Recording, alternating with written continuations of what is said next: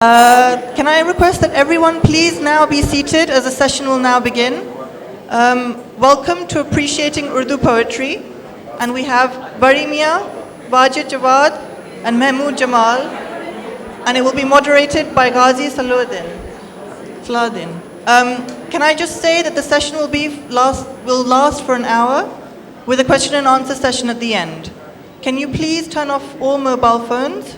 And I welcome the speakers to start. Thank you. शुक्रिया बहुत बहुत अंग्रेज़ी के इस तारुफ के बाद और जो टाइटल है वो भी अंग्रेज़ी में है अप्रिशिएटिंग उर्दू पोइट्री. हेलो और करीब अच्छा ये नहीं वो दबाया हुआ है लाल है वो अच्छा यहाँ का भी चल रहा है. अच्छा मेरे ख्याल में अब तो आवाज़ आ रही है. तो बहरहाल मैं ये कह रहा था कि इसका जो उन्वान है वो तो अंग्रेज़ी में है अप्रिशिएटिंग उर्दू पोइट्री. तो हम लोग सब जो हैं उर्दू शायरी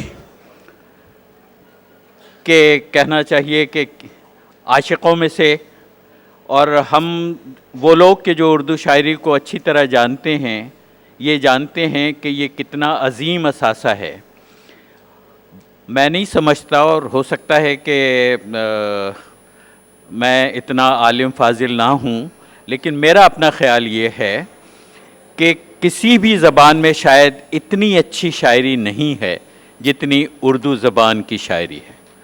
ये एक ऐसा अजीब व गरीब एक असासा है, और ना हमने अफ़साने में, ना नावल में, तनक़ीद में, किसी और शोबे में हमने वो तख्लीक़ी सलाहियत अपनी जो है उसका इज़हार नहीं किया है कि जो उर्दू शायरी का है. और मैं समझता हूँ कि और हमारे साथ अक्सर ऐसा हुआ है कि वो लोग जो उर्दू शायरी से बहुत वाकिफ़ नहीं हैं लेकिन उर्दू थोड़ी बहुत समझते हैं, उनको अगर आप सिर्फ़ अच्छे शेर सुनाना शुरू कर दें तो थोड़ी देर बाद कैसे माहौल बदल जाता है और कैसे उन्हें लगता है कि एक नई दुनिया उन्होंने दरियाफ़्त की है. तो हम उर्दू शायरी पे बात करेंगे, और उर्दू शायरी पे बात करने के लिए जो तीन मेरे साथ मेहमान हैं वो बहुत ही एक कहना चाहिए कि अच्छी तरह उनको चुना गया है, और वो उर्दू शायरी से शौक़ रखते हैं, इश्क करते हैं, और उन्होंने अपनी ज़िंदगी उर्दू शायरी के साथ गुजारी है. तो दाएं तरफ वाजिद जवाद साहब हैं. गालिब से उनकी मोहब्बत का इल्म पता नहीं आप सबको है या नहीं है, लेकिन वाजिद जवाद आपको अगर दीवाने गालिब चाहिए हो तो ये आपके घर पहुंचवा देंगे. और मैं ही कहता हूं कि जिस घर में दीवाने गालिब ना हो तो वो मकान है, घर नहीं. तो वाजिद अच्छा बारी मियाँ आप जानते हैं, फिरंगी महल से जो रिश्ता, और इनके भाई महमूद जमाल साहब. कल इफ्तिखार आरिफ साहब जो यहाँ बैठे हुए हैं उन्होंने इन दोनों भाइयों का बहुत अच्छा तफसीली तारुफ कराया था. तो मेरे ख्याल में तारुफ में हम ना जाएं और कोई बहुत जल्द हम शेरों पे आ जाएं, शायरी पे आ जाएं. तो जवाद साहब से शुरू करते हैं. आप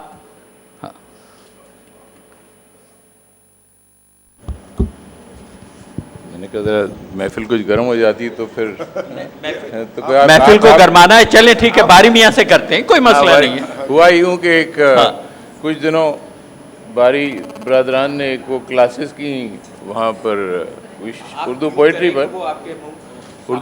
पर, तो वो 3-4 सेशन हुए. उसमें मुझे भी इन्होंने मदऊ किया था, तो बड़ा मज़ेदार इंटरेक्शन हुआ. तो एक खातून जो उसमें शरीक थी तो उन्होंने कहा था कि I like your बैदबाजी very much. मेरा ख्याल है बारी में आप शुरू कीजिए तो फिर आगे कुछ वार्म अप हो जाए. बिल्कुल. मैं वादी भाई ने जो जहाँ तक कहा उर्दू जानने के बारे में, वो ग़ज़ल गोई या इन चीज़ों के बारे में, तो मैं उस पर उनसे इत्तेफाक नहीं करूँगा कि इतना मुझे मालूम नहीं है, लेकिन इश्क ज़रूर है. और इस माहौल में चूँकि पैदा हुए और उर्दू ज़बान को सीखने की जो कोशिश की और जो सोबत मैसर हो गई, उससे बहुत फ़ायदा हुआ. اور جیسا کہ انہوں نے کہا کہ جو لوگ اردو نہیں جانتے بھی ہیں اس کی جو لے ہے اور اس کی کھنک سے وہ محظوظ ہوتے ہیں. اور اردو زبان کے بارے میں ایک سنانا چاہتا ہوں. وہ نظم ہے کہ ندی کا موڑ چشمہ شیریں کا زیر و بم, ندی کا موڑ چشمہ شیریں کا زیر و بم, چادر تہے نجوم کی شبنم کا رخت نم, موتی کی آب گل کی مہک ماہ نو کا خم, ان سب کے امتزاج سے پیدا ہوئی ہے تو, اور ان سب کے امتزاج سے پیدا ہوئی ہے تو, اور کیسے ہنسی افق سے ہوائدہ ہوئی ہے تو. لہجہ ملی ہے کہ نمک خار ہوں تیرا, لہجہ ملی ہے کہ نمک خار ہوں تیرا, صحت کلام میں ہے کہ بیمار ہوں تیرا, آزاد شہر ہوں کہ گرفتار ہوں تیرا, تیرے کرم سے بزم سخن کا امام ہوں, اور شاہوں پہ خندہ زن ہوں کہ تیرا غلام ہوں. یہ اردو کی زبان کی جو یہ تعریف ہے, اور غازی بھائی بیٹھے ہیں واجد اور اس پر وہ, لیکن اردو میں زبان میں اور شاعری میں یہ ہے کہ جب دنیا کی ترقی یافتہ زبانیں بعض احساسات قلبی کی ترجمانی کرنے سے قاصر ہیں, تو پھر انسان کو جب اپنی کوئی بات کہنا ہو تو کسی اور کا سہارا لینا پڑتا ہے, اور اس سلسلے میں غزل یا اردو یا جس کسی زبان میں بھی ہو وہ استعمال ہوتی ہے. اور ہم لوگ جب بھی کوئی ایسی چیز ہو جو خود نہ کہہ پائیں تو اشعار میں کہتے ہیں. تو یہ ہے اردو زبان کی ایک کیا کہتے ہیں اس کی کارکردگی یا اس کا اثر, کہ جو لوگ نہ بھی جانتے ہوں محظوظ ہوتے ہیں.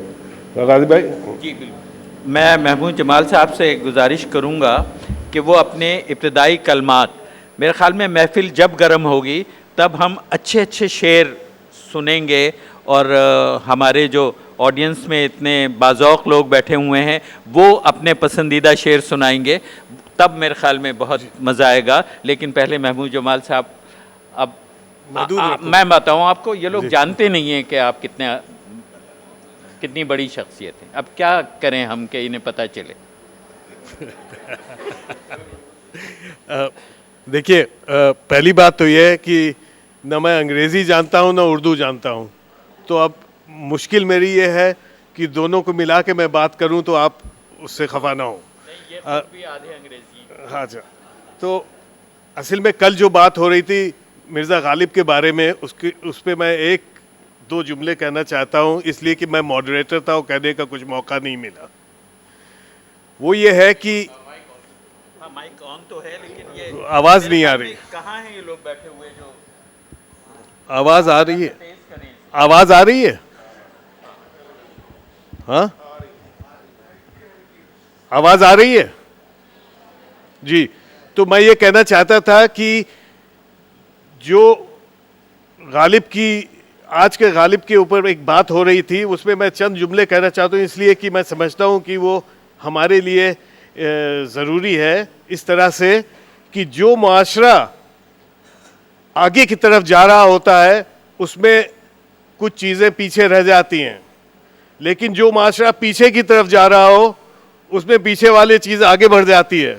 تو آج بھی غالب کا یہ کہ ایما مجھے روکے ہے جو کھینچے ہیں مجھے کفر, کعبہ میرے پیچھے ہے کلیسا میرے آگے, ایسی بہت سی چیزیں ہیں غالب نے کہی ہیں جو آج, تو میں یہ کہہ رہا ہوں کہ اس معاشرے میں جو کوئی پیچھے کی طرف ایک طرح سے جا بھی رہا ہے اور آگے کی طرف بھی بڑھ رہا ہے, اس میں یہ کشاکش جو ہے وہ ہمارے لیے اب بہت ضروری ہے. اسی لیے میں نے کچھ چند سال ہوئے میں نے اسلامک مسٹیکل پوئٹری کا ترجمہ کیا, اور چونکہ میں انگلینڈ میں رہتا تھا اور میں سمجھتا تھا کہ اردو آخر میں ہماری آئیڈینٹی کی ایک طرح کی زبان ہے, چاہے انگریزی بولنا ہو یا فرینچ بولنا ہو وہ ٹھیک ہے، مگر شاعری نے جو اردو شاعری نے جو اپنا جادو اردو جاننے والوں پہ پھیلایا ہے وہ ہمیشہ کے لیے قائم رہے گا. تو اس لیے جیسے کہ مولانا روم نے کہا، ہر کسے کو دور ماند از اصل خیش باز جوید روزگار وصل خیش. مطلب کہ ہم لوگوں کے لیے ایک آئیڈینٹیفیکیشن ہے یہ، اور ہمیں لندن میں بھی رہ کے ایک جذبہ پیدا. تب میں نے لکھی Penguin book of modern Urdu poetry اس زمانے میں 1986 میں. تو بس اب میں اس سے آگے نہیں بڑھنا چاہتا ہوں. یعنی ایک اشارہ تو ملا کہ محمود جمال کیا چیز ہیں کہ 1980s میں انہوں نے پینگوئن سے ثابت جو شائع ہوئی تھی penguin book of modern poetry لکھی.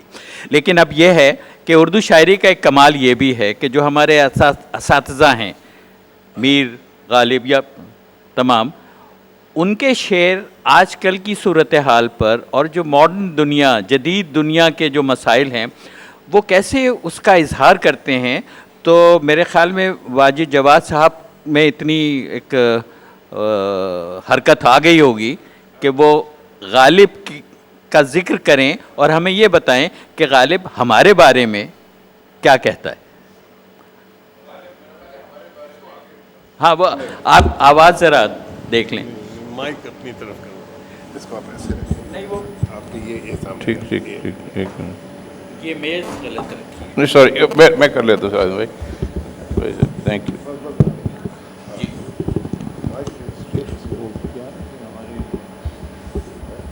میرے خیال ہے سب سے موضوع شعر جو غالب کا ہے ہماری صورتحال کے بارے میں وہ یہ ہے کہ کیا ابھی بھی ایک ذہن آیا تھا میرے، کوئی اٹھائے مصرع جو ابھی ادا نہیں ہو. ایک منٹ ہاتھ ایک دم غائب ہوا ہے وہ. خیر آ جائے گا. ہاں دراصل اردو شاعری کی خوبصورتی یہ ہے کہ جو خیالات آپ کے ذہن میں آئیں ان کی ادائیگی کس خوبصورتی سے ہو سکتی ہے اور کتنے دریا کو آپ کوزیں بند کر سکتے ہیں. وہ جس طرح غالب نے کہا نا کہ دیکھنا تقریر کی لذت کہ جو اس نے کہا میں نے یہ جانا کہ گویا یہ بھی میرے دل میں ہے. اب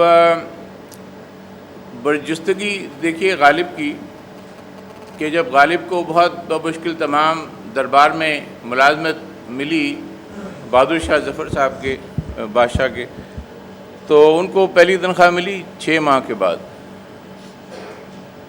تو وہ پھر انہوں نے جو عرض کرنی تھی بادشاہ سلامت سے کہ بھائی یہ مجھے بہت تکلیف ہے، تنخواہ بہت دیر سے ملتی ہے، تو انہوں نے کس خوبصورتی سے ادا کی. تو میں وہ آپ کو پیش کرتا ہوں ان کی نظم جس کا عنوان ہے گزارش. ہاں وہ شعر یاد آ گیا، میری تعمیر میں مضمر ہے ایک صورت خرابی کی. واہ. ہاں اللہ برق خرمن کا ہے. یہ آپ تاریخ بیان کر رہے ہیں. یہ نہیں، یہ ہم پاکستان کے آپ نے کہا تھا ہماری کیفیت، ہماری تعمیر میں ہی کچھ لگتا ہے کوئی گڑبڑ ہے. تو بادشاہ صاحب کے سامنے انہوں نے کہتے ہیں کہ برجستہ یہ غزل کہی فی البدی. اے شہنشاہ آسماں اور رنگ، اے جہاندار آفتاب آثار، تھا میں ایک بے نوائے گوشہ نشیں، تھا میں ایک درد مند سینہ فگار. تم نے مجھ کو جو آبرو بخشی ہوئی میری وہ گرمی بازار، کہ ہوا مجھ سا ذرہ ناچیز روح شناس ثوابت و سیار. گرچہ ازرو ننگ بے ہنری ہوں، خود اپنی نظر میں اتنا خار، کہ اگر خود کو میں کہوں خاکی جانتا ہوں کہ آئے خاک کو آر. شاد ہوں اپنے جی میں کہ ہوں بادشاہ کا غلام کار گزار. خانہ زاد اور مرید اور مداح تھا ہمیشہ سے یہ عریضہ نگار. بارے نوکر بھی ہو گیا صد شکر، نسبتیں ہو گئیں مشخص 4. نہ کہوں آپ سے تو کس سے کہوں مدعائے ضروری الاظہار. پیر و مرشد اگرچہ مجھ کو نہیں ذوق آرائش سر و دستار، کچھ تو جاڑے میں چاہیے آخر. تان دے مہر آزار، کیوں نہ درکار ہو مجھے پوشش، جسم رکھتا ہوں ہے اگرچہ نظار. کچھ خریدا نہیں ہے اب کے سال، کچھ بنایا نہیں ہے اب کی بار. رات کو آگ اور دن کو دھوپ، بھاڑ میں جائیں ایسے لیل و نہار. آگ تاپے کہاں تلک انسان، دھوپ کھائے کہاں تلک جاندار، دھوپ کی تابش آگ کی گرمی، وقنا ربنا عذاب النار۔ میری تنخواہ جو مقرر ہے اس کے ملنے کا ہے عجب ہنجار، رسم مردے کی ہے چھماہی ایک، خلق کا ہے اسی چلن پہ مدار، مجھ کو دیکھوں تو ہوں بقید حیات اور چھماہی ہو سال میں 2 بار، بس کے لیتا ہوں ہر مہینے قرض اور رہتی ہے سود کی تکرار، میری تنخواہ میں تہائی کا ہو گیا ہے شریک ساہوکار، آج مجھ سا نہیں زمانے میں شاعر نغز گوئے خوش گفتار، رزم کی داستان اگر سنیے ہے زباں میری تیغ جوہردار، بزم کا التزام اگر لیجئے ہے قلم میری ابر گوہر بار، ظلم ہے گر نہ دو سخن کی داد، خیر ہے گر کرو نہ مجھ کو پیار، آپ کا بندہ اور پھروں ننگا، آپ کا نوکر اور کھاؤں ادھار، میری تنخواہ کیجئے ماں بماں تا نہ ہو زندگی مجھے دشوار، ختم کرتا ہوں اب دعا پہ کلام، شاعری سے نہیں مجھے سروکار، تم سلامت رہو 1000 برس، ہر برس کے ہوں دن 50,000۔ یہ تو آپ نے کافی، یعنی اس میں کچھ غالب کی مشکل پسندی بھی شامل تھی۔ آپ کیونکہ دیوان غالب کے اتنے بڑے پرستار ہیں اور شائع کر کے تقسیم بھی کرتے ہیں، پاکٹ ایڈیشن اس کا مفت تقسیم کرتے ہیں، تو میں یہ چاہوں گا کہ آپ 5 شعر غالب کے جو آپ کو سب سے اچھے لگتے ہوں وہ سنائیں، تاکہ بات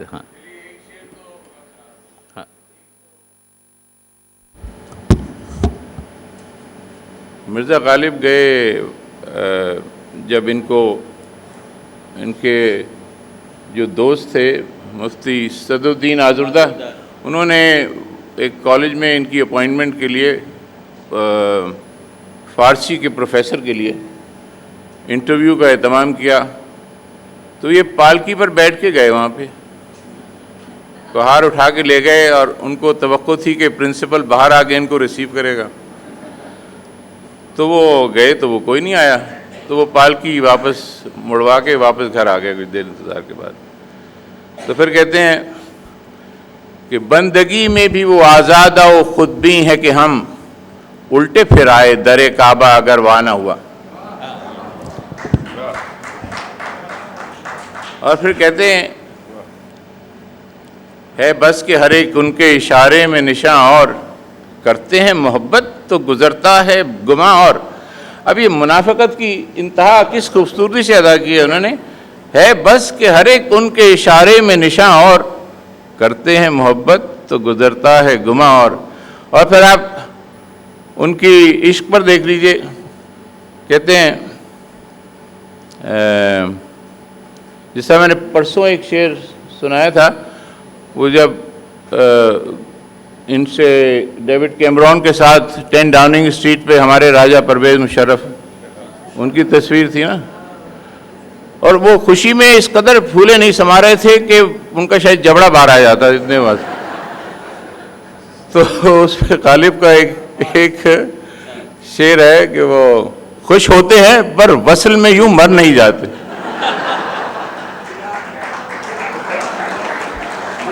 خوش ہوتے ہیں پر وصل میں یوں مر نہیں جاتے، آئی شب ہجراں کی تمنا میرے آگے، اور پھر کہتے ہیں عاشق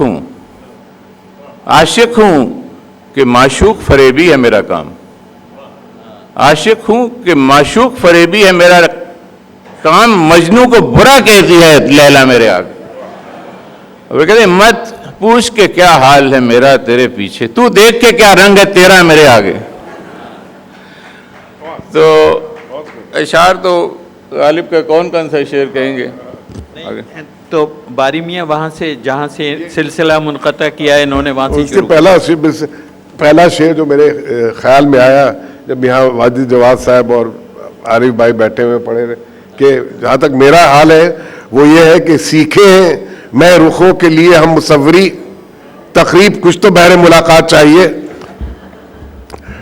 تو غالب کے اب کے اشعار کا جیسے آپ کے انتخاب کہنے ان کے جو وہ نظم ہے کہ مانگے ہے پھر کسی کو لبے بام پر ہوس، زلف سیاہ رخ پہ پریشاں کیے ہوئے، چاہے ہے پھر کسی کو مقابل میں آرزو، تشنے سرمے سے تیز تشنہ غمزہ کیے ہوئے، مشگاہ کیے ہوئے، ایک نو بہار ناز کو تاکے اپنی نگاہ، چہرہ فروغ میں سے گلستہ کیے ہوئے، پھر پرسش جراحت دل کو چلا ہے عشق، سامان 100,000 نمکداں کیے ہوئے۔ اس میں غالب نے پوری لمبی نظم ہے، لیکن چاہنے اور مانگنے اور ڈھونڈنے کے الفاظ انہوں نے اس طرح سے استعمال کیے ہیں کہ ایک لفظ کو دوسری دفعہ نہیں کیا ہے، لیکن معنی وہی ہے کہ یہ میری خواہش ہے۔ ایسی بہت سی غالب کی نظمیں ہیں اور ہزاروں خواہشیں ایسی کہ ہر خواہش پہ دم نکلے، بہت نکلے میرے ارمان لیکن پھر بھی کم نکلے، ڈرے کیوں میرا قاتل کیا پڑے گا اس کی گردن پر، وہ خون جو چشم تر سے خود بخود یوں دم بدم نکلے۔ اچھا، نہیں، محمود جمال صاحب سے ایک سوال ہے، یہ بتائیے شاعری کیوں؟ ہمیں اپنی زندگی میں شاعری کی کیا ضرورت ہے اور یہ ہمارے کس کام آتی ہے؟ یہ شاعری کیوں، یہ تو اس کا جواب بہت مشکل ہے، مگر مائک آن ہے، آواز نہیں آ رہی ہے۔ آواز آ رہی ہے؟ آواز نہیں بہتر آئے گی، ہاں۔ یہ مائک ٹھیک کر دیں یار۔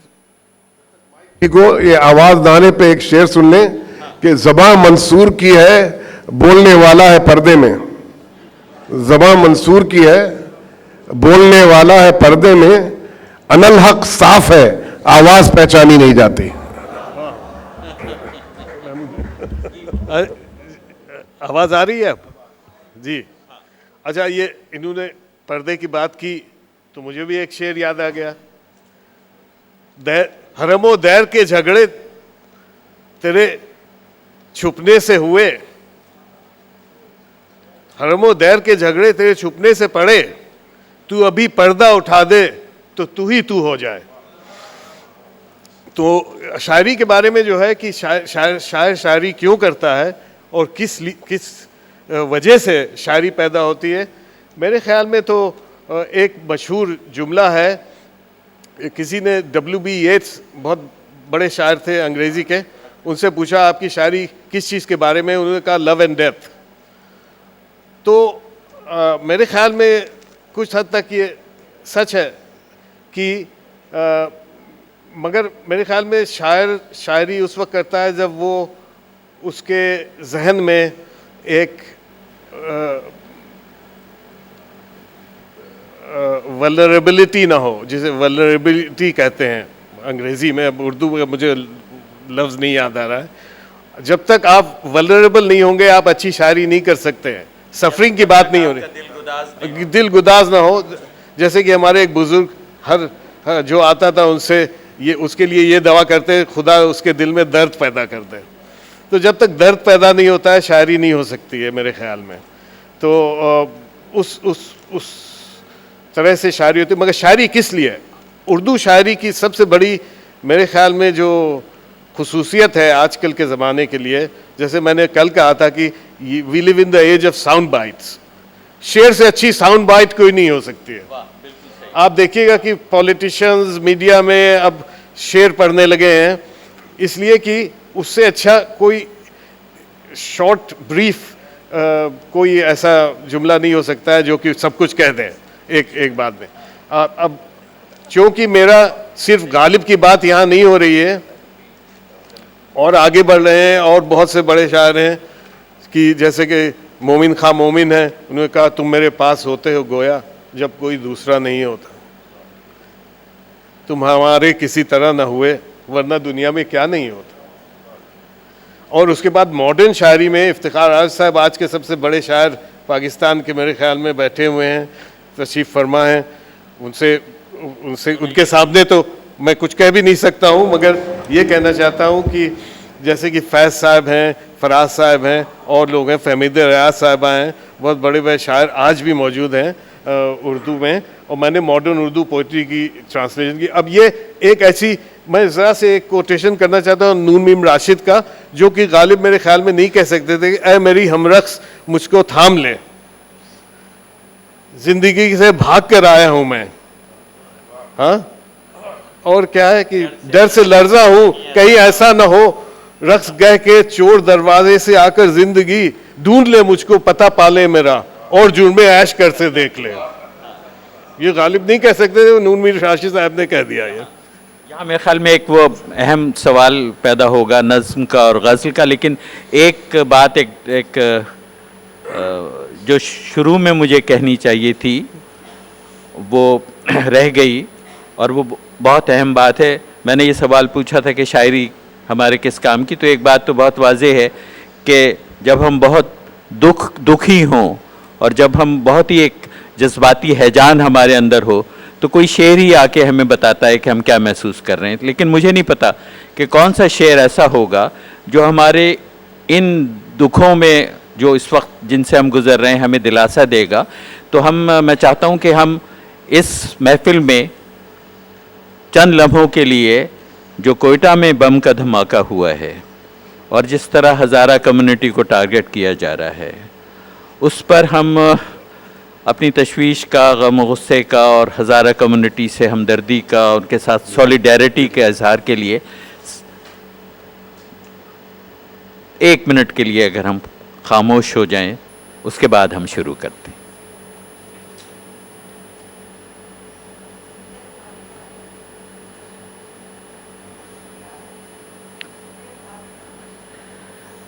جو چاہے جس طرح دعا مانگ لے, کوئی مسئلہ نہیں.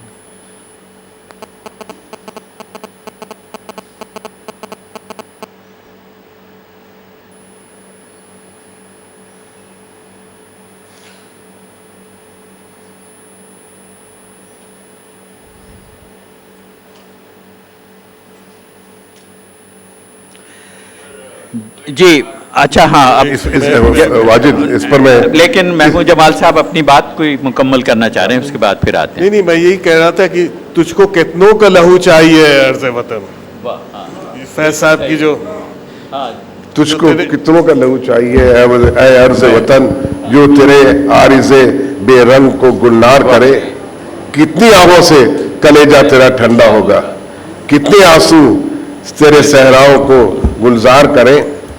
ہم تو مجبور وفا تھے مگر اے جانے جہاں, اپنے اس شاخ سے ایسے بھی کوئی کرتا ہے. ہم تو مجبور وفا تھے مگر اے جانے جہاں, اپنے اس شاخ سے ایسے بھی کوئی کرتا ہے. تیری محفل کو خدا رکھے ابد تک قائم, ہم تو مہمان ہیں گھڑی بھر کے, ہمارا کیا ہے. اور فیض کی وہ نظم بھی یہ خون خاک نچینا ہے, رزق خاک ہوا.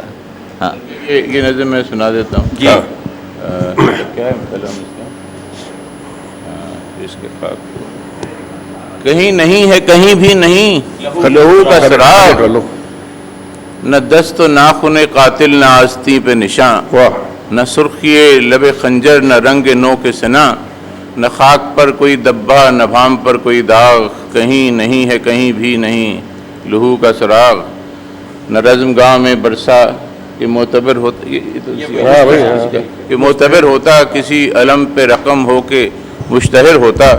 پکارتا رہا بے آسرا یتیم لہو, کسی کو بیر سماعت نہ وقت تھا نہ دماغ, نہ مدعی نہ شہادت, حساب پاک ہوا. یہ خون خاک نشینہ تھا رزق خاک ہوا. اور پھر اس طرح ترغیب بھی وہ دے رہے ہیں کہ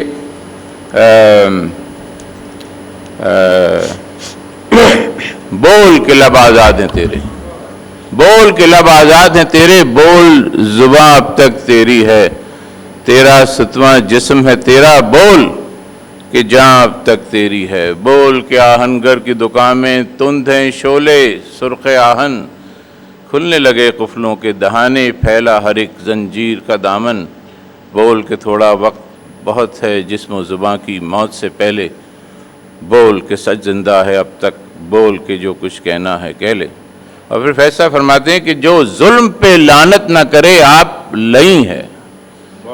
جو ظلم پہ لعنت نہ کرے آپ لئی ہے. جو جبر کا منکر نہیں وہ منکر دی ہے. واہ واہ. اور پھر یہ ایک اور وہ کہتے ہیں گو سب کو بہم ساغر و بادہ تو نہیں تھا. یہ شہر اداس اتنا زیادہ تو نہیں تھا. گلیوں میں پھرا کرتے تھے 2-4 دیوانے. ہر شخص کا صد چاک لبادہ تو نہیں تھا. بارے میں آپ کچھ اس میں اضافہ موضوع پر فیض صاحب کا ہے کہ ظلم کا زہر گھولنے والے کامراں ہو سکیں گے آج نہ کل.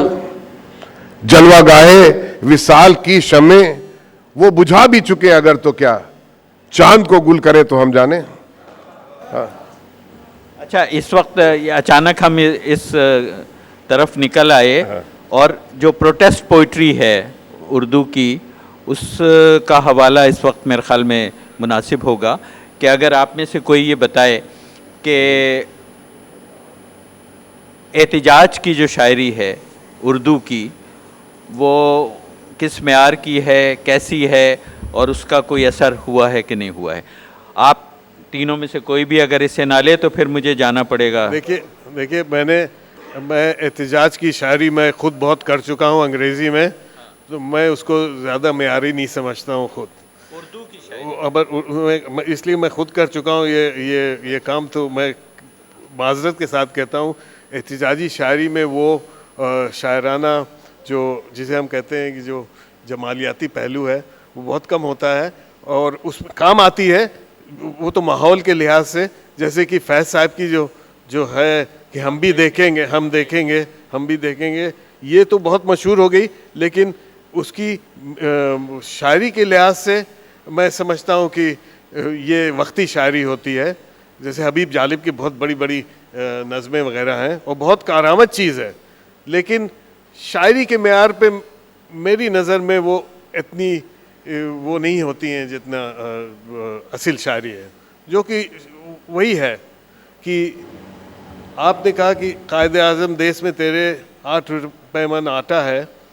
ٹھیک ہے, بڑی اچھی پروٹیسٹ شاعری ہے, لیکن اس میں وہ ابدی کیفیت نہیں آتی. اس لیے نہیں آتی ہے. فیض صاحب نے اس کے آگے نکل کے بہت بڑی باتیں کر دیں, تو انہوں نے وہ اس طرح سے کمبائن کیا ہے, دونوں کو امتزاج کیا ہے اس طرح سے کہ وہ ہمارے لیے بڑی شاعری بن گئی. اگر وہ صرف ہم دیکھیں گے کی طرح کی نظمیں کہتے تو وہ بات نہ ہوتی. جیسے انہوں نے کہی ہیں نظمیں بھی کہی ہیں, بہت بڑی کہی ہیں, لیکن اس میں ایک ہونا چاہیے.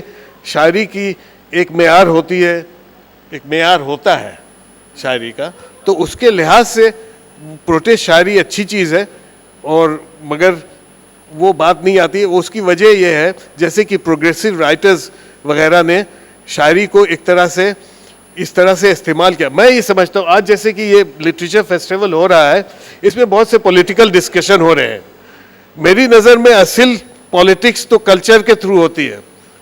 لانگ ٹرم جو چینج آتی ہے وہ کلچر کے تھرو آتی ہے, وہ پولیٹکس سے نہیں آ سکتی ہے. اس لیے میں شاعر ہوں, شاعری کرتا ہوں. یہ جو بارش آئی تھی آڈینس سے, یہ حمید ریاض صاحب کی شاید کہ غالب کا ایک مرثیہ جو انہوں نے لکھا تھا عارف کی وفات پہ, اس کے چند ایک اشعار میں پیش کر دیتا ہوں اگر آپ کی اجازت ہو. تو کہتے ہیں لازم تھا کہ دیکھو میرا رستہ کوئی دن اور, تنہا گئے کیوں اب رہو تنہا کوئی دن اور, مٹ جائے گا سر اگر تیرا پتھر نہ گھسے گا, ہوں در پہ تیرے ناسیہ فرشا کوئی دن اور. آئے ہو کل اور آج ہی کہتے ہو کہ جاؤں, مانا کہ ہمیشہ نہیں اچھا کوئی دن اور. جاتے ہوئے کہتے ہو قیامت کو ملیں گے, کیا خوب قیامت کا ہے گویا کوئی دن اور. یہ دراصل اصل شعر ہے کہ قیامت تو ہم پر روز یہاں برپا ہو رہی ہے. ناداں ہو جو کہتے ہو کہ کیوں جیتے ہو غالب, قسمت میں ہے مرنے کی تمنا کوئی دن. اس پہ احتجاج پہ تو بے شمار شعراء نے جو ہے شاعری کی ہے. افتخار عارف صاحب یہاں موجود ہیں, ان کا بلکہ ان کی ایک بڑی مشہور نظم ہے کہ وہ خاموشی احتجاج کا لہجہ ہے, افتخار بھائی اب مائک آپ کو بھجوایا جائے میرا خیال ہے وہ اگر ان سے ہم ان سے وہ گزارش کریں گے، آئیے لیکن آئیے. ابھی نہیں. باری میاں پہلے فیض کا جو نو ہاں ہاں فیض صاحب کا بھی ایک نوحہ ہے جو کہتے ہیں کہ مجھ کو شکوہ ہے میرے بھائی کہ تم جاتے ہوئے لے گئے ساتھ میری عمر گزشتہ کی کتاب. اس میں تو میری قیمتی تصویریں تھیں، اس میں بچپن تھا میرا اور میرا عہد شباب. اس کے بدلے مجھے تم دے گئے جاتے جاتے اپنے غم کا یہ دمکتا ہوا خوں رنگ گلاب. کیا کروں بھائی یہ اعزاز میں کیوں کر پہنوں، مجھ سے لے لو میری سب چاک قمیصوں کا حساب. آخری بار ہے لو مان لو ایک اور سوال، تجھ سے لوٹا نہیں اب تک کبھی مایوس جواب. آ کے لے جاؤ تم اپنا یہ دمکتا ہوا پھول، مجھ کو لوٹا دو میری عمر گزشتہ کی کتاب. میرے خیال میں اب ہمارے پاس کوئی 20-25 منٹ باقی ہیں، اور ایک جو موضوع اٹھا تھا تھوڑا سا احتجاج کی شاعری کے حوالے سے، اور محمود جمال صاحب نے کہا کہ سیاست جو ہے وہ تو کلچر کے ذریعے ہوتی ہے، تو وہ بھی اسی کی ایک شکل ہے کہ کیسے شاعری جو ہے وہ اپنی عہد کا اظہار ہوتی ہے. اور جو آپ نے افتخار عارف کے شعر کا حوالہ دیا وہ تو ہمارے عہد کی جو صورت حال ہے اسی کی شاعری ہے نا، تو اسے آپ احتجاج کی شاعری نہ کہیں، لیکن یہ کہ وہ شاعری اپنے ہمارے آشوب کا اظہار تو ہے نا. تو اب ہم آڈینس کی طرف چلتے ہیں، اور پہلے میں افتخار عارف سے گزارش کروں گا کہ وہ اپنی حالات حاضرہ سے ادھر ہے بھائی وہ ہیں.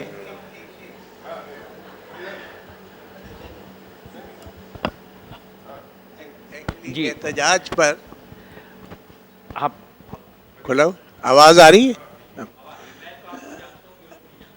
میرا نام سلیم عباس جیلانی صاحب. سلیم عباس جیلانی. احتجاج پر میں نے ایک شعر ہے،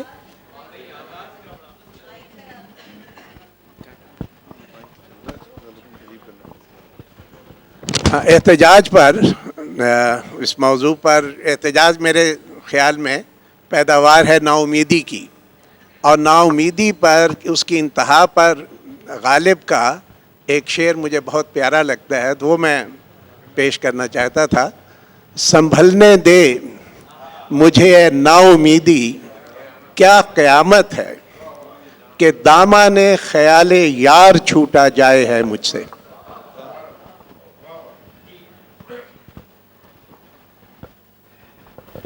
اصل میں لمبی بات کرنے کا یہ موقع نہیں ہے.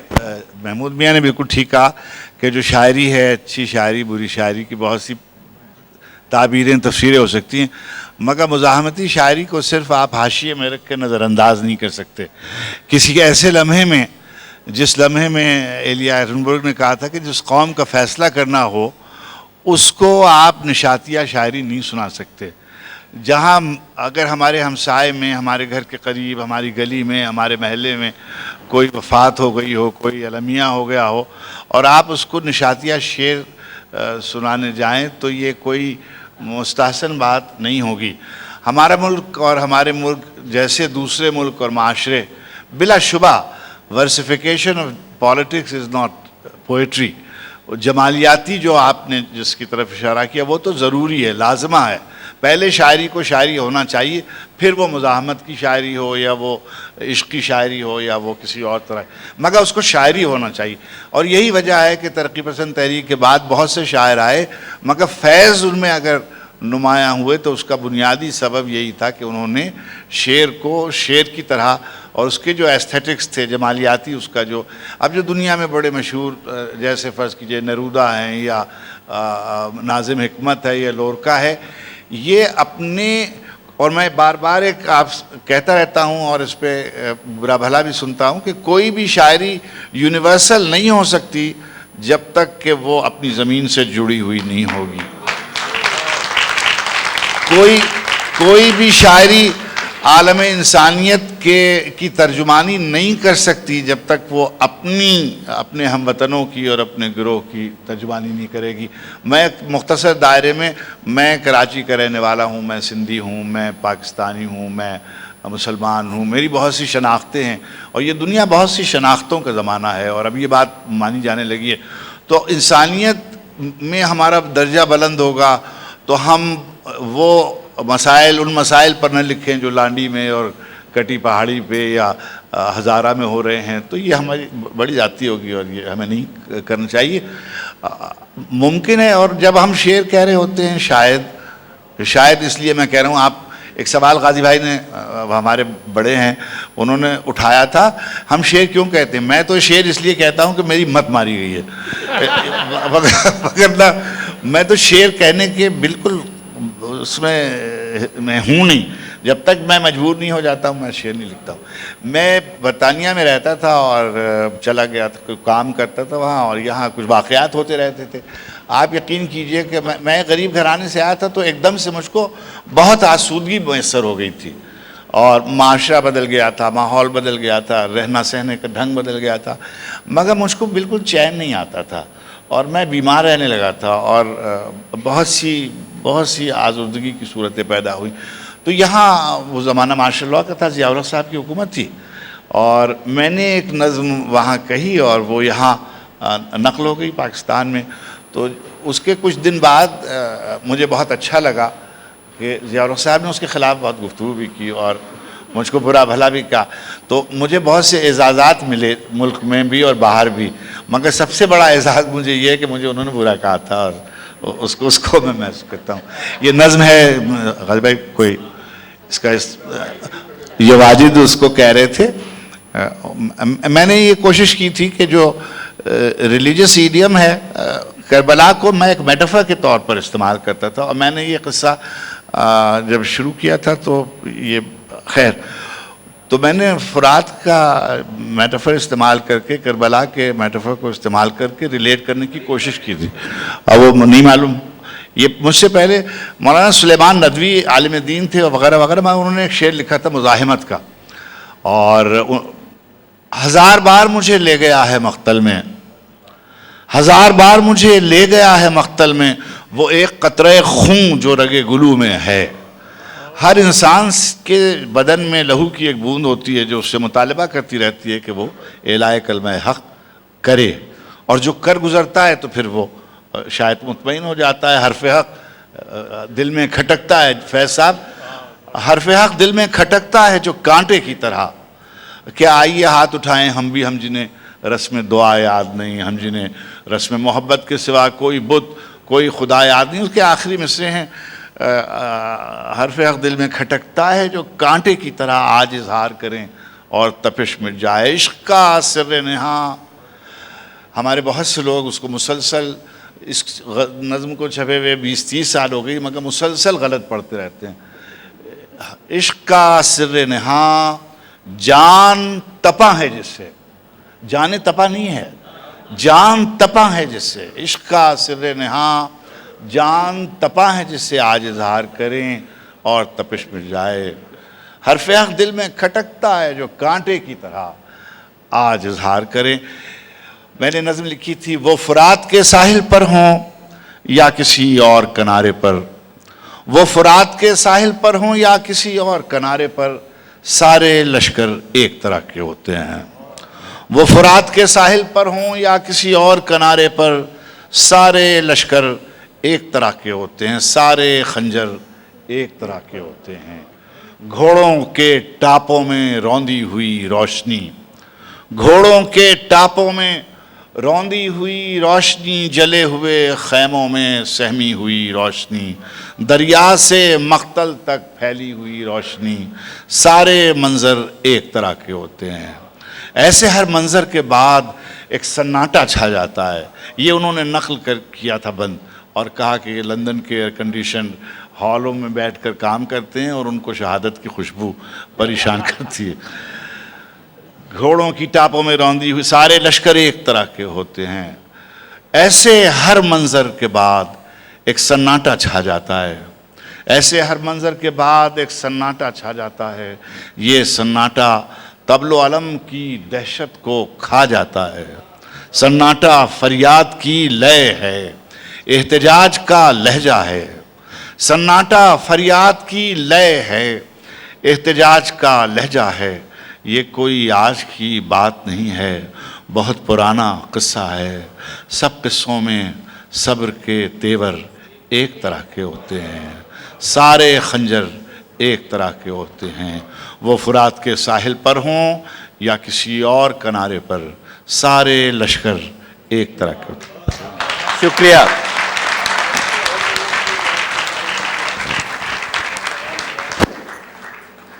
بہت بہت شکریہ افتخار عارف. یہ بات بالکل صحیح ہے کہ جو آفاقی چیزیں ہوتی ہیں وہ وہی ہوتی ہیں کہ جو اپنے کسی زمانے, اپنے کسی ایک تجربے سے نکلی ہوئی ہوں. اور یہی تو شاعری کا کمال ہے, شاعر کا کمال ہے کہ وہ ایک تجربے کو آفاقی بنا دے. تو اب میرے خیال میں ہاں سوال سے زیادہ آپ شعر سنائیں اگر اچھے تو بہتر. جی وہاں دیں, ایک ہاتھ وہاں کھڑا ہے.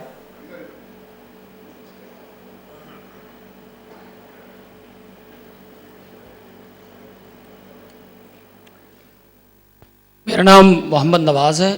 میں انگریزی ادب کا استاد ہوں اور اردو شاعری کا مداح ہوں.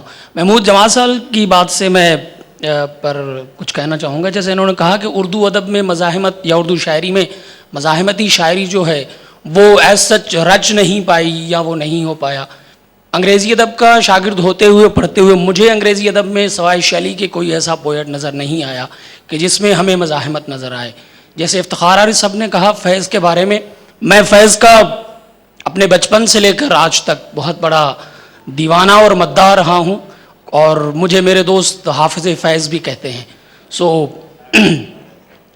میں یہ کہوں گا, میری اپنا ایک پرسپیکٹیو ہے فیض صاحب کی شاعری کے بارے میں کہ ان کی شاعری میں جو رومانس اور ریولوشن, مزاحمت اور محبت دونوں کا امتزاج ہے وہ اردو ادب میں یا انگریزی ادب میں کسی اور شاعر میں مجھے نظر نہیں آیا. لوٹ جاتی ہے ادھر کو بھی نظر کیا کیجئے, اب بھی دلکش ہے تیرا حسن مگر کیا کیجئے. میرے کرو کجی پہ سرے کف, میرے قاتلوں کو گمان نہ ہو کہ غرور عشق کا بانک پن پس مرگ نے بھلا دیا. یہ فیض صاحب کی وہ پوئٹری جس میں محبت کے ساتھ مزاحمت بھی شامل ہے. یہ ایک ایسا حسین امتزاج ہے جس کی وجہ سے شاید میں فیض کا بہت بڑا دیوانہ اور بہت بڑا مداح رہا ہوں. افتخار عارف صاحب جیسے پوئٹ, حبیب جالب جس کی کوئی مثال نہیں ملتی اردو ادب میں مزاحمتی شاعری میں. سر میں آپ کی بات سے بالکل اتفاق نہیں کروں گا. شاعر جو ہے اپنے لفظوں سے مزاحمت کرتا ہے, وہ ایکٹیوسٹ ہو کے اور ڈنڈا اٹھا کے یا بندوق اٹھا کے یا میدان جنگ میں جا کے کچھ نہیں کہے گا. شاعر کے لفظوں میں مزاحمت ہوتی ہے. اور فیض کی بات جیسے آپ نے ریفر کیا کہ وہ اردو پوئٹری یا اس حوالے سے وہ محبت اور مزاحمت کو اگر لے کے چلنا ہے تو فیض جیسی مثال مجھے کوئی نہیں ملتی. Thank you very much. میں کچھ اور نہیں, ایک دو لائنیں صرف اپنی لکھی ہوئی, وہ اتنے بڑے لوگوں کے سامنے میں کچھ نہیں کہہ سکتا, میں تو طفل مکتب ہوں, ان کے سامنے میں ان کے قدموں کی دھول بھی نہیں ہوں. بس دو لفظ اپنی طرف سے جو میرے ہیں میں وہ کہہ دوں گا. وہ انقلاب نہیں ہے, وہ رومانس کی ہی پوئٹری ہے. جس کو میں نے خدا مانا وہ بھی ایک انسان نکلا, پھر ایک دن وہی عذاب جاں نکلا. میں اس کی خاطر وہ چند قدم چل کے ٹھہر بھی گیا, میں اس کی خاطر نہ جانے کہاں نکلا. طبیب نے میرا انگ انگ کرید ڈالا, پھر جو دل پہ ہاتھ رکھا درد بس وہاں نکلا. پیشانی برف کے مانند رہنے لگی ہے, پیشانی برف کے مانند رہنے لگی ہے, ایک کلیجہ ہے جہاں آتش فشاں نکلا. آخری عرض ہے کہ خود کو بیچنے کی قیمت بس ایک بھروسہ چاہا تھا, خود کو بیچنے کی قیمت بس ایک بھروسہ چاہا تھا, وقت نے گروی نہ رکھا اور میں زیاں نکلا. Thank you very much. شکریہ نواز صاحب. کوئی اور تبصرہ, کوئی اور سوال؟ جی فرمائیے. نہیں بائک تو ہے, ادھر جی میں ایکچولی میرا نام ارم انصاری ہے. مجھے شاعری کا شوق ہے, اور میری نظر میں جو شاعری آپ کی کیفیات کو اچھی طرح بیان کر سکے اسی کو شاعری کہتے ہیں. بہت ہم بہت مشکل چیزیں سمجھ نہیں سکتے, تو ہمارے لیے کچھ آسان چیزیں ہیں جس سے ہم اپنے آپ کو بیان کر سکتے ہیں. میری پسندیدہ ایک ہے نظم, جو کہ پتہ نہیں آپ کے معیار پہ ہے کہ نہیں, لیکن یہ کہ نہیں, میری نہیں کہی. اگر میں بیٹھ کے سنا دوں تو زیادہ آرام سے سنا سکتی ہوں. بہار رت میں درختوں کی ٹہنیوں سے کبھی خزاں سے پہلے ہی پتے بچھڑنے لگتے ہیں. پرندے اپنے بسیروں پہ رات ڈھلنے پہ ہوا ہے یوں کہ پلٹنا بھی بھول جاتے ہیں. اور ایک عمر گزاری ہو جن کے رستوں پہ وہی تمام ریاضت کو دھول کرتے ہیں. تمہارے لب پہ ابھرتی ہوئی خفیف ہنسی یہ کہہ رہی ہے بھلا اس میں کیا نیا پن ہے, مگر تمام کہانی میں اب نئے تم ہو. تمہیں خبر ہے مگر یہ تمہیں خبر کب ہے, تمہارے زوم محبت کے اور وفاؤں کے اسی بہار میں خیمے اکھڑ بھی سکتے ہیں. تمہیں خبر ہے ہوا رخ بدل بھی سکتی ہے. بہت شکریہ. یہاں مائک دیں, لیکن اس سے پہلے کہ آپ کچھ کہیں, ایک بات مجھے یاد آتی ہے, وہ میں بتا دوں. ایک ریسرچ ہوئی تھی کہیں, اور وہ یہ ہوئی تھی کہ اچھی شاعری جو ہے, اور خاص طور پر اداس شاعری, وہ آپ کے دکھوں میں کمی کرتی ہے, ایک طرح سے ٹرینکولائزر کا کام کرتی ہے. تو شاعری بطور ایک ٹرینکولائزر, یہ بہت اہم بات ہے سمجھنا. اسی لیے وہ لوگ کہ جو کبھی بہت غمگین ہوتے ہیں, بڑا سہارا ملتا ہے انہیں اگر وہ اچھی شاعری پڑھیں. جی آپ کے پاس میرے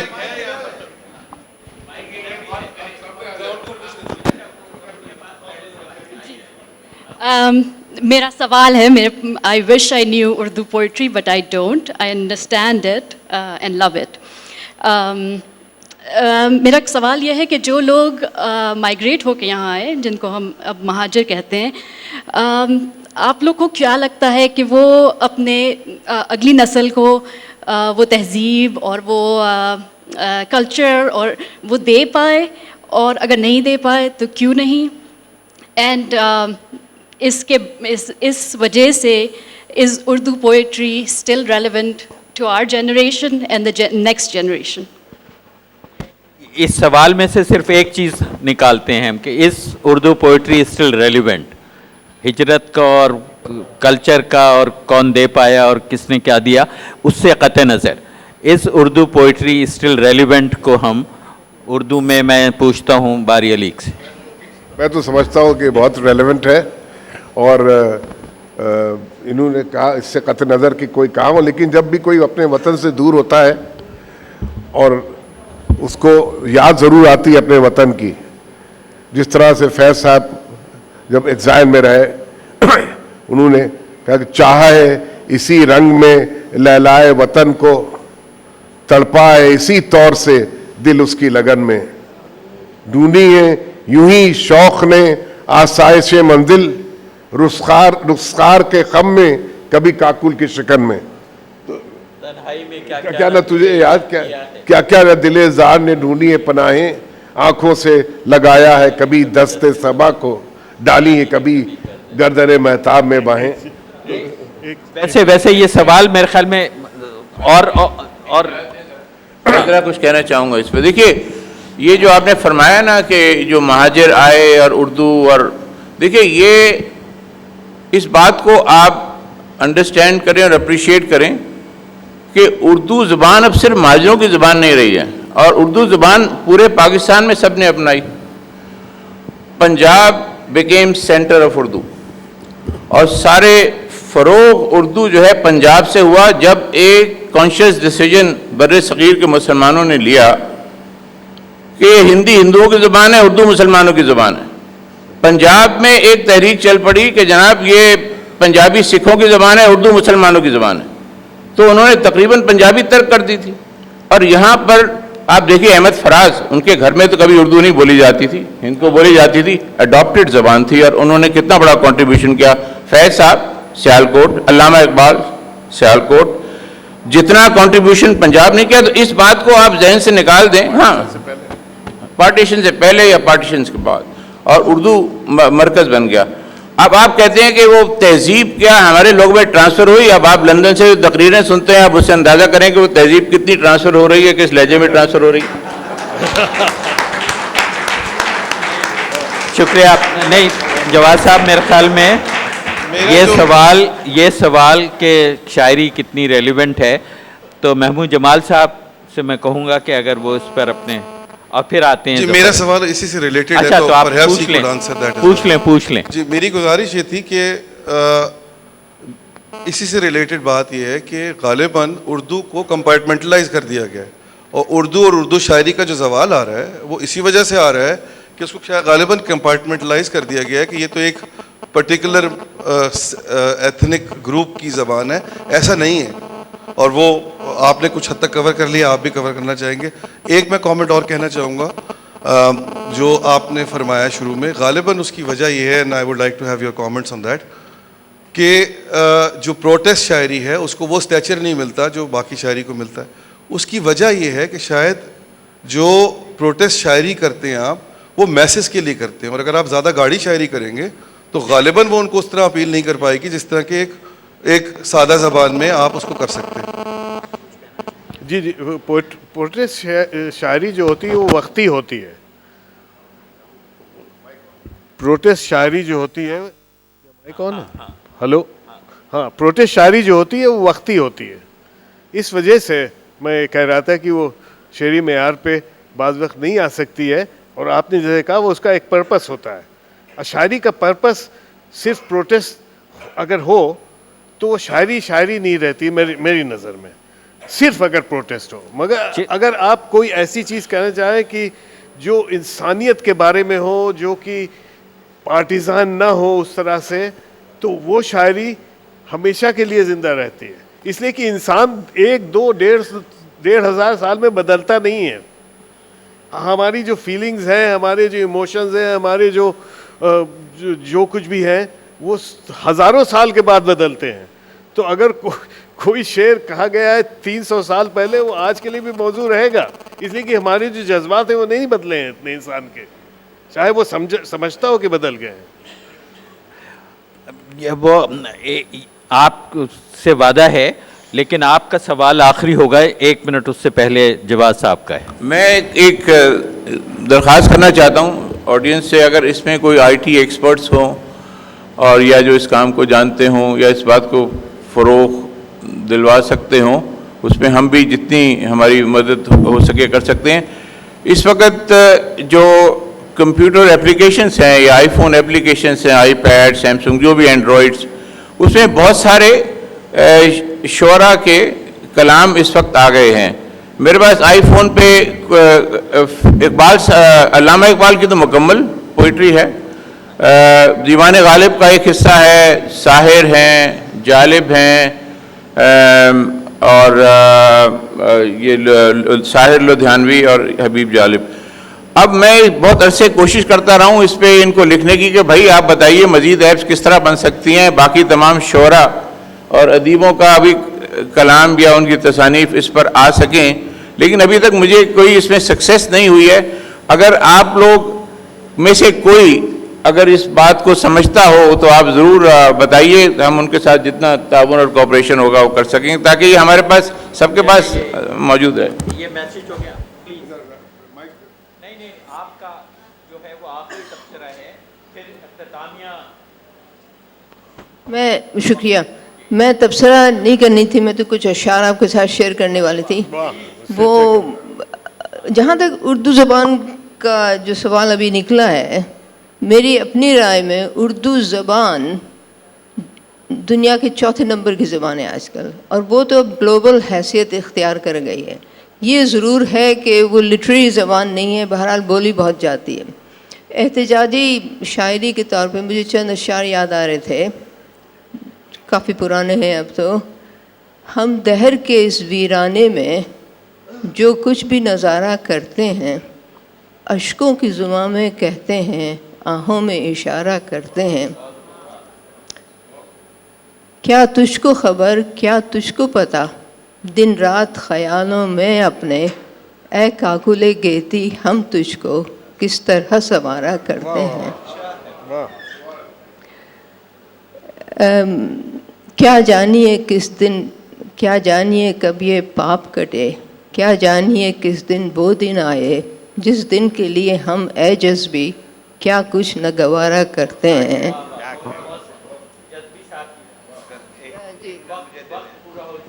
ایک منٹ اگر مجھے دے دیں. 1 منٹ. جی جی اچھا چلیں ایک شعر سن لیں. اچھا بس میں 2 بات اردو کے حوالے سے کروں گی. اردو الحمدللہ ایک ہماری اپنی زبان ہے. سب سے اچھی بات تو ہماری اپنی زبان ہے اور ہمارے یہاں بہت کام ہو رہا ہے. تحریک نفاذ اردو ہے, بزم شمیم ادب ہے, جس کا خود بھی خدمت گزار بھی میں رہا ہوں, میں ہوں بھی. تو بس میں 2 مصرے سناؤں گا جو ابھی کہا ہے میں نے, ان کے افتخار علی صاحب کی بات سے متاثر ہو کے, کہ دیکھنا یہ ظلم کے خلاف تھوڑا سا انقلابی سا ہے کہ مہتاب علم مہتاب میرا نام.